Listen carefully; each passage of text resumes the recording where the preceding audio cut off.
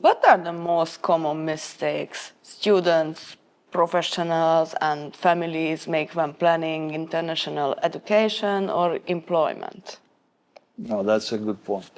So I cannot make a list for you now.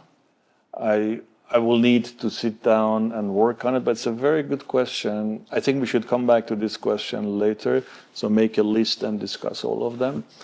And I can give you an example of visa that I worked on it, and we have a course which is called Hungarian Schengen Visa Program. It's an online program. It's ready to be launched, I suppose. Right now, it's 5 modules, and in 2 of these modules, we discuss the mistakes that other people previously, the applicants, made, and it led to the rejection of their visa.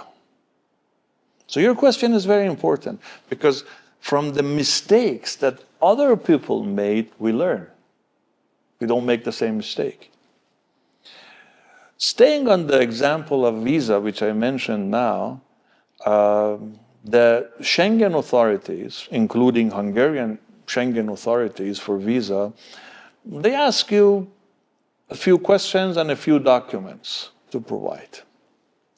The problem is that many, or at least those who got rejected, they don't pay attention. They don't learn. They don't study. It's just a form. I need to fill it and just give it to the embassy as soon as I can, and they will do their job. No. No. You should study that. You should learn it. You should focus on it. It's important. Your future depends on that. And with simple mistakes, you lose. Your visa gets rejected. You did everything. You paid for your school. You prepared everything. The hope is there. And for a, crazy, simple mistake, you lose it. I'll give you examples. If the documents that you're providing, they're not in English, so many of them they're not. They're in other languages. They need to be officially translated into English. Okay? I give you the actual examples. People, they have something which they call it identity document, and they have something which is called passport. The embassy recognizes your passport, nothing else. This is your official document. And by names, like my name, it's not an easy name, Shahrokh. It can be spelled in different ways. But the spelling which is in my passport, that is recognized. That is the official. And then the embassy says, okay, go translate your high school degree, go translate your ID card, go translate, because it was not in English, like anybody else. So then I have it, I give it to an office, they translate it into English, but the spelling is not the same as in my passport. Can you imagine that? This is the reason for rejection of my visa. Simple. Because the spelling of my name, first name of my family name, in my high school diploma is not the same as my passport. Finished. You're rejected. Whose mistake was that? The translation office? Yes, but who's responsible? Me. Why didn't you check it?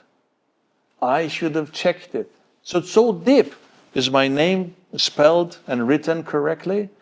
Birth date, your mother's name, your father's name, simple issues. So simple mistakes can lead to the rejection of visa. Financial support.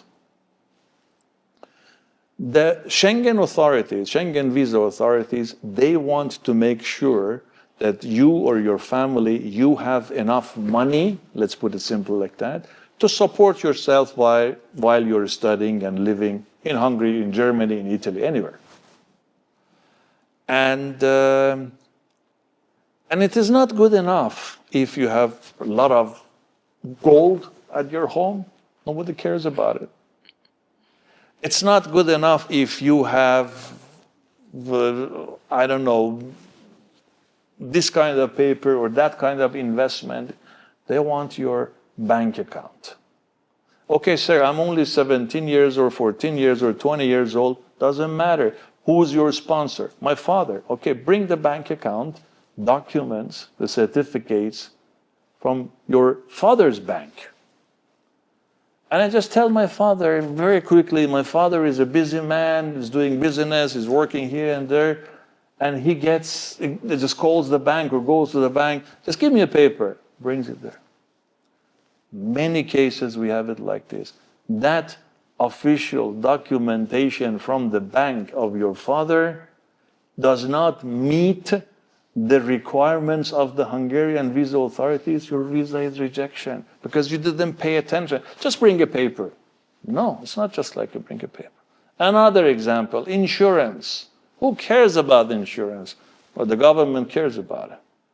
You need to bring an insurance which is accepted by the Hungarian visa authorities, which is valid for the period at least of 1 year that you will be living in Hungary. Oh my God. Okay. Accommodation. Oh, I go to hotel.com or this. I get, no. It has been, I'm giving you the real examples now. These are our experiences. It is rejected because of a simple mistake that I made, because I did not pay attention, because I did not study. I didn't know what kind of paper I have to put there. And if your documents are ready, I'm telling you now that 99% of the cases, the visa is okay. If just your documents are according to the requirements that the authorities, they have written it on their website. They have told you. You didn't pay attention. So the mistakes when you say, it could be a long list, but it's a very important point. And I would love to work on this with you in another occasion, a longer one. So because we learn from the mistakes of the other people. I go to this university, it's free of charge. Yes, there is no tuition fee, but there are other charges. Oh, I didn't know that. It's your problem. You didn't know that. Now you come in, you register, you don't pay tuition fee, but you have to pay this, which you are not ready for it, and things like that. So thank you for this question. The mistakes of others, they can teach us not what mistakes, not what not to do, so that we become successful. Let's get back to this question. I just answered you briefly in another occasion, and we can discuss about this, I think, for half an hour or more. Thank you. Thank you.